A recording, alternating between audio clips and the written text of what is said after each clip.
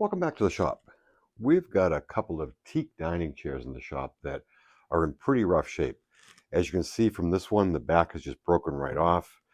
The dowels are still here, but this stretcher is actually cracked and broken, and this one's in kind of rough shape as well too. This chair is loose here in the back. It looks as though the dowels are actually broken. The arms are pretty loose. So we're going to take these apart. We're going to re-glue them, make the repairs that need to happen, probably do a little bit of touch-up. So stick around and we'll show you how to make the repairs to these two broken teak chairs. So I've begun to take this chair apart. I removed the upholstered seats off the chairs on both of them. They're on the other side of the shop in plastic to protect them so they don't get damaged. And the arms on these chairs actually unbolted from the sides, which is great. So I've stored those over in the parts bin. And I'm going through and I'm assessing where the damage is to the chair. So first off, when I was taking this arm off, I saw that this is broken. So we're going to need to glue that up. Second, I've noticed that these dowels in the back are broken, these dowels are loose, and these are loose as well too. So this whole front portion of the chair is going to come off the back, and we'll assess how much work needs to be done to repair it. It looks as though the stretchers are in good shape, which is a good thing. We're just going to need to drill out the dowels that were there and put in some new ones. So let's move on to that next step.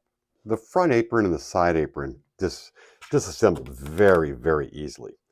What I now need to focus on is getting this back stretcher off.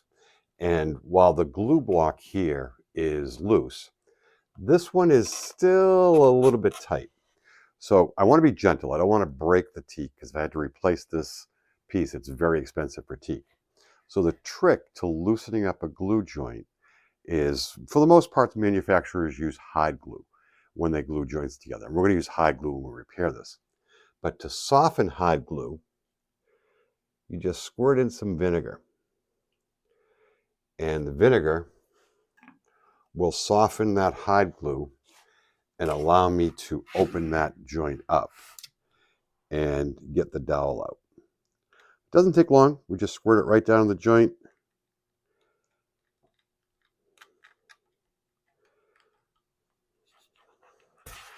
And that will soften it.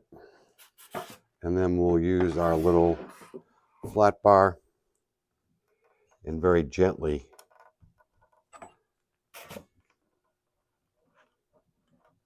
pull this joint apart.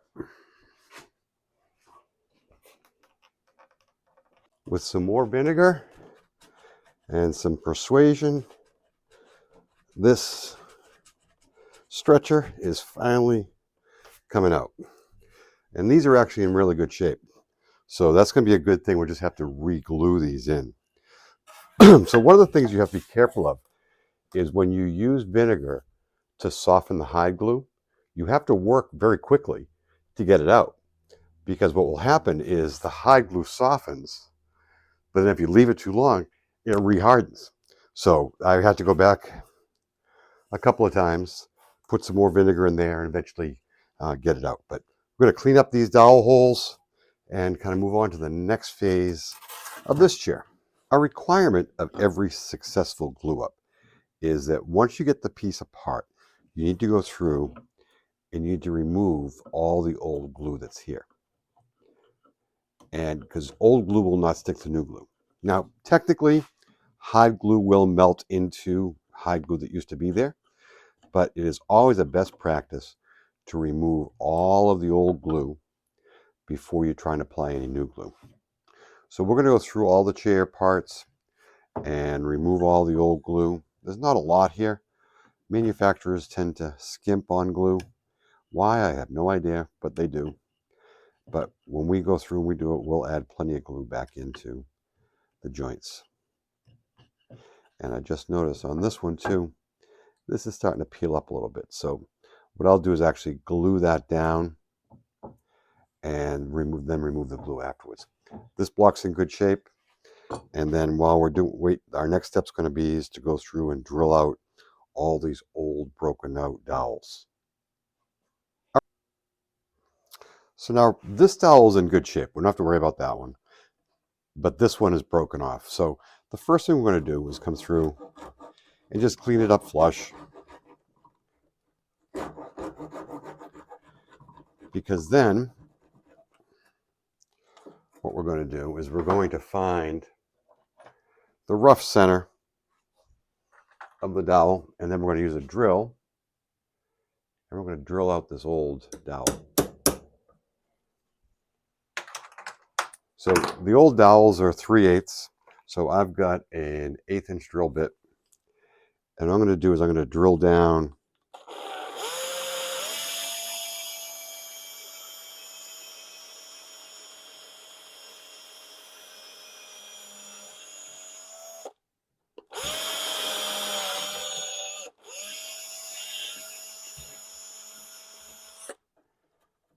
and then we're going to just do a series of holes here. I think I'll do a smaller one now. And then we're going to come around with a chisel and drill out and then chisel out what's left over. The important thing when you're doing this is you don't want to make the hole any bigger than it already is.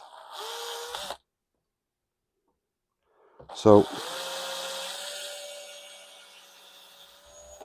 we're just going to break away the middle so then we can come back with a chisel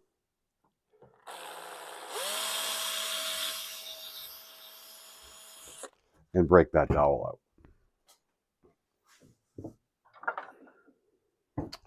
So I'm going to use a very fine chisel. It's actually curved.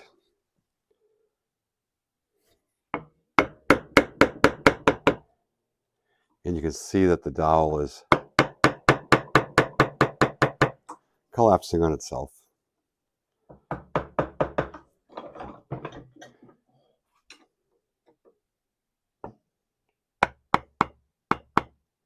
So I'm going to keep working on this.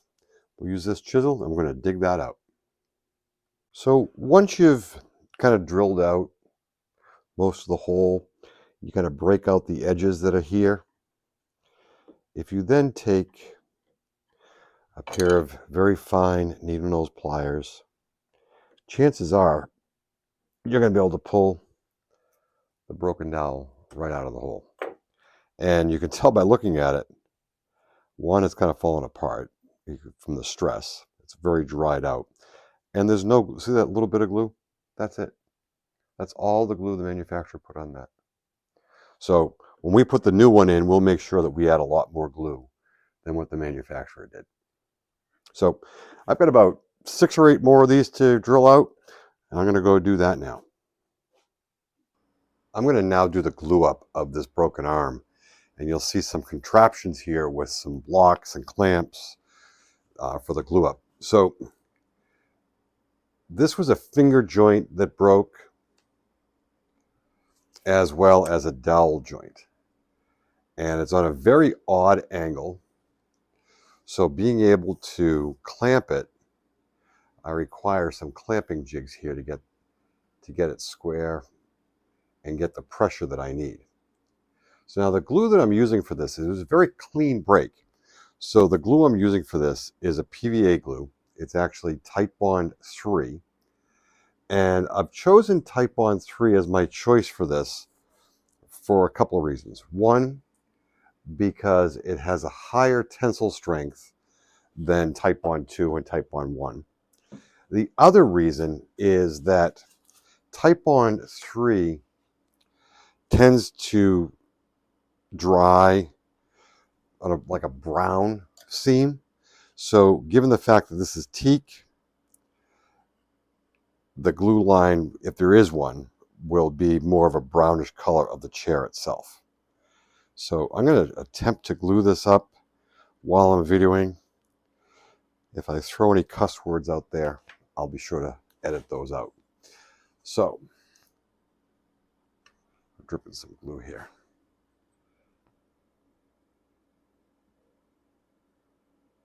The trick is to line up the dowel joint, but then also line up the finger joints of the edge. All right, I got that pretty good. So now I need to apply cross pressure in order for this joint to come together. Now I did do a off-camera dry clamp just to see how it would come together. And it's coming together pretty gosh darn well.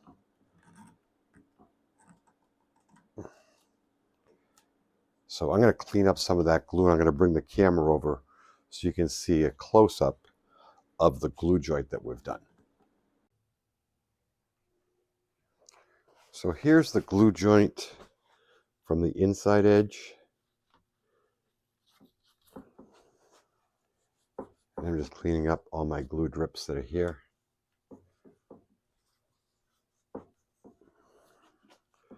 And that has come together pretty tightly. I'll be able to trim it up a little bit once it's there. But let me bring the camera around so you can actually see the top finger joint and see how that glued together. So it has done pretty well. And again, I needed to add these additional clamps in order to get the cross pressure to bring that joint together. So we've got these blocks clamped to the arm, and then the clamp in the back that's pulling the whole thing together. So we're going to let that sit overnight. We're not going to touch it, and hopefully we'll be in good shape once that's done.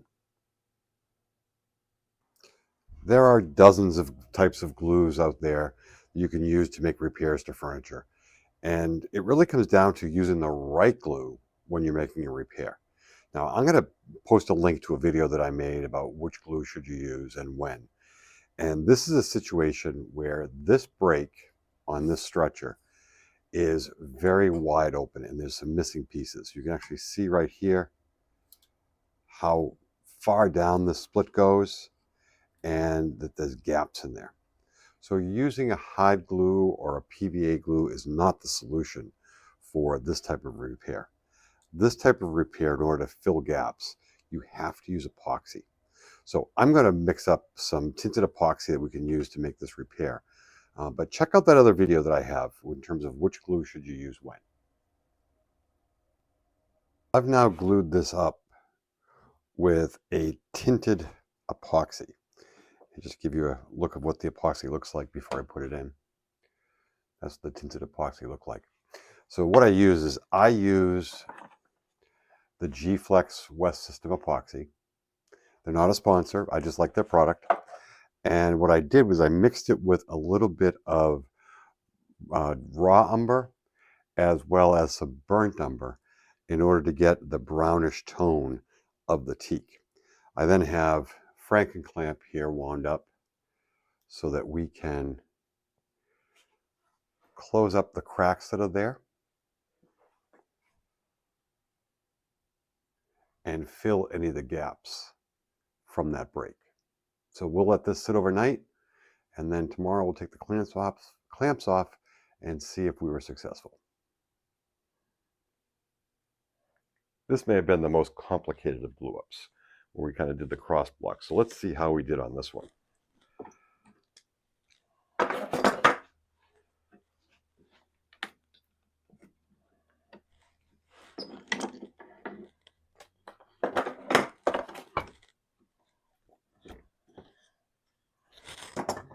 Our objective here was to close that gap, and it did. And these side pieces came in pretty well. Some glue will clean up. Let me bring that camera in close so you can see the result. I'm actually pretty happy with that one. That glued up nicely. So we're going to do some more cleanup of some dowel joints, and then we'll begin the reassembly process of this chair. Chair repair tip of the day. Your dowel holes are worn. Because the dowels were loose, they wore those holes extra wide. So when you go to put a 3/8 dowel in, it's jiggling around. You can't glue that. So you go up a size, you go to 7/16. Oh, it's too big. So what do? Do you sand it? Yeah, that's one option. But you can also create a little jig in your shop that treats it just like a pencil sharpener. And what you can do is just finely trim off about a 32nd of an inch off of your dowel. And then it goes in that hole, and it's a nice tight fit. This is nothing more than a maple block with a little iron on it that's been sharpened, hole drilled to 3/8 of an inch, and then you just put your dowel through there and give it a spin. And it gives you the perfect size dowel for all of your chair repairs. All right, all of our repairs are made, and we're ready to glue this chair back together again. So I fitted all the dowels. I did a dry fit off camera, so I knew this was going to work. Whenever I'm going to glue joints together, like dowel joints, there's multiple glues you can use, and we talked about that a little bit earlier. But whenever I'm going to glue dowel joints together, I use Hyde glue. And the reason I use Hyde glue is that's what the old masters would have used. But more importantly, Hyde glue is reversible, so that when you put it in there, if your chair loosens up 10, 15, 20 years from now, with a little bit of hot water or with vinegar, you can loosen it back up again. So it's always best practice to glue your joints with Hyde glue, because then the chair can continuously be repaired. If you start using things like epoxy or PVA glue, you can't make those repairs later on. So this is being courteous to future generations of woodworkers so that they are able to make the repairs like you're able to make the repairs. So all these parts have been labeled. So I'm putting the glue on here. I'm making sure that I get glue across all the surfaces that I need to get. And again, I did a dry fit beforehand, so I know this is going to work. All right, so we get that started.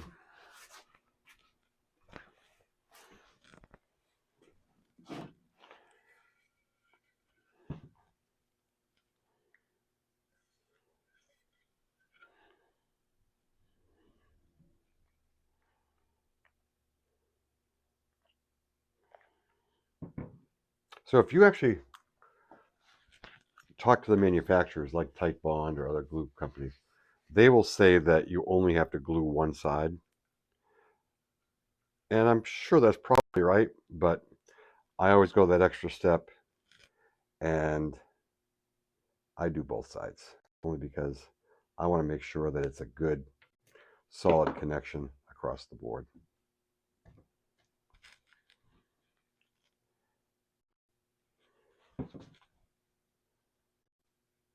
All right, so I'm going to keep going. I'm going to get this glued up, and then once we get it in clamps, we'll come back on camera and we'll show how we clamped it all together. So our glue up is complete.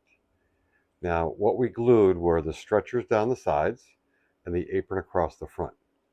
So you'll see a clamp that is pulling the legs together in the front, and then you'll see a clamp on each side pulling the front and the back together. You see the same thing on the other side. The other thing that I did was I did reattach the arms because that adds some rigidity to it, and I've re-glued the corner blocks. So now we'll let this chair sit overnight. We'll give it a cleanup, and then we'll reattach the seat, and this chair will be good to go. So this chair repair is complete. Now, what did we do? We repaired this arm that was broken. It was actually broken from this finger joint up at the dowel. We glued that back together again. We made repairs to the stretchers down the sides. We made some dowels to fit back into the spots that had the dowel holes that had worn. Glued it all together with Hyde glue, and then we applied a coat of orange oil wax to this teak chair. Now, there's a lot of debate on whether or not you should use the orange oil wax, and I chose to use that because these chairs did not have a finish on them. It was raw teak that had an oil finish on it that had been rubbed through. So it needed to kind of revitalize that luster of the chair a little bit. So this is complete. We've got one more chair that we're working on over here that needed some repair as well, and that's gluing up, and that's the mating chair to this one.